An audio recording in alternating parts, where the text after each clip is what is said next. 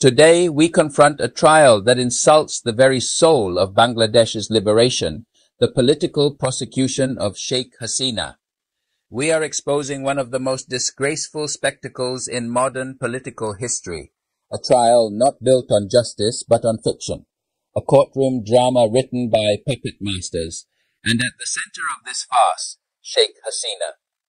At first glance, it looks like a legal process, but scratch the surface and what you'll find is nothing short of a carefully staged act of political revenge, aimed at rewriting history, absolving war criminals, and undoing the victory of 1971, a court built for justice, now turned into a tool for revenge.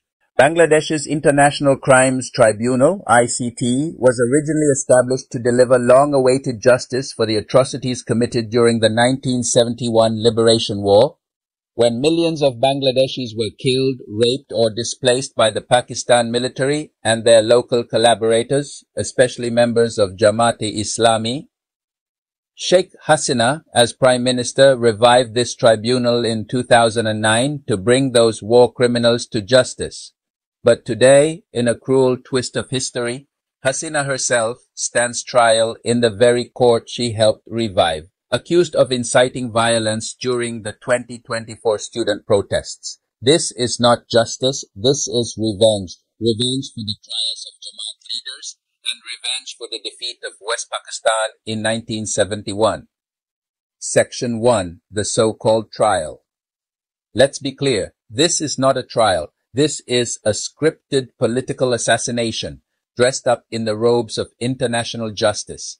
The accusations against Sheikh Hasina, Bangladesh's longest-serving and most development-focused prime minister, are outrageous, unsupported, and deeply sinister in their intent.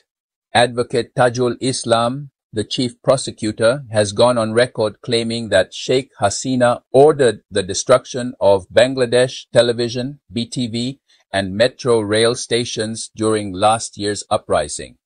That is a blatant lie. There is no evidence, no recording, no chain of command, not even a single eyewitness who can confirm such an order. Chief Prosecutor with a dark past, Tajul Islam. Now let's talk about the man leading this trial, Chief Prosecutor Muhammad Tajul Islam. Here's what the public deserves to know.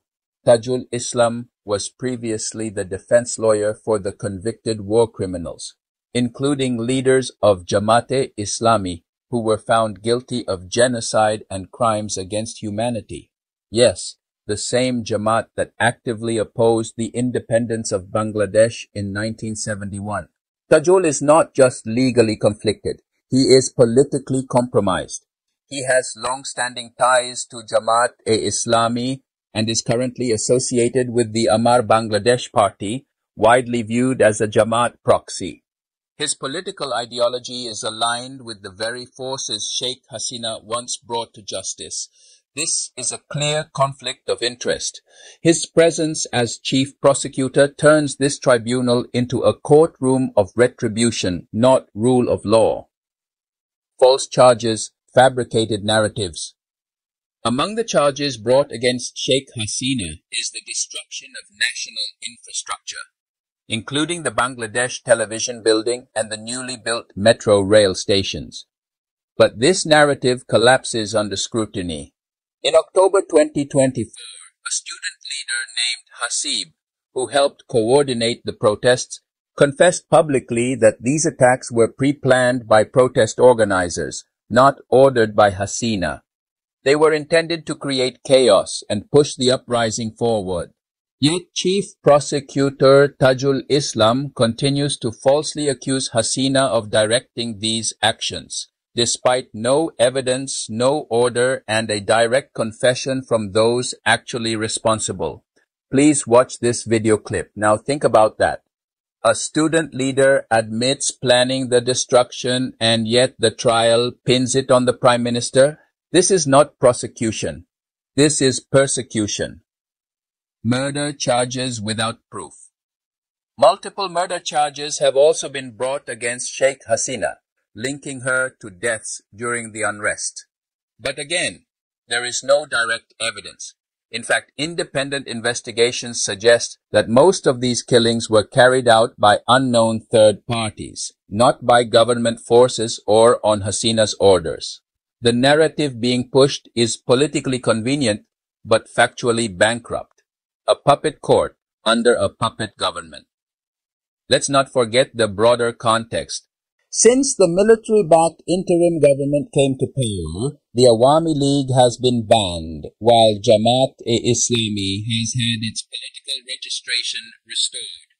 This government, backed by Nobel laureate Muhammad Yunus, is doing what the Pakistan military couldn't finish in 1971, politically eliminating Sheikh Hasina and her party, the Awami League. This trial is part of that operation. It is an ideological revenge dressed up in legal robes. Let's look at this way. So why Sheikh Hasina? Because she did something unforgivable. She refused to bow to foreign pressure. She protected Bangladesh's sovereignty. She rejected U.S. military bases. She resisted backdoor trade deals. She said no to being another puppet regime in the region. That made her a problem for the West, for the deep state, for the dollar-fed lobby that thrives on chaos in developing nations. Just like Saddam Hussein in Iraq, just like Muammar Gaddafi in Libya. And now, just like them, Sheikh Hasina is being targeted, not because of what she did, but because of what she represents. A courtroom of lies. Let's look at this trial again. No credible evidence, no independent investigation. Chief prosecutor pushing false narratives. Confessions from actual perpetrators ignored. And a media campaign trying to manipulate public opinion globally. If this is justice, then words have lost all meaning. If this is law, then every democratic leader in the global south should be afraid, because you could be next. The people are waking up. The world is watching. The Bangladeshi people are not blind. Even those who once opposed Sheikh Hasina, those who marched in the streets, shouted slogans, joined the so-called revolution, many are now coming forward, admitting they were misled, manipulated. The truth is rising through the cracks. And it is clear this trial is a farce. The accusations are fiction. And Sheikh Hasina is not a criminal. She's a threat to the empire that fears independent nations. Closing statement. The trial of Sheikh Hasina is not just a miscarriage of justice. It is an attempt to rewrite Bangladesh's history, to absolve war criminals, and to undo the spirit of our liberation. The man prosecuting her once defended those who fought against our independence. The court trying her was built to protect our freedom, not punish those who defended it. And the government allowing this is standing on the wrong side of history. This isn't just about Hasina. It's about who we are as a nation. Stay informed, stay brave, and never forget the truth.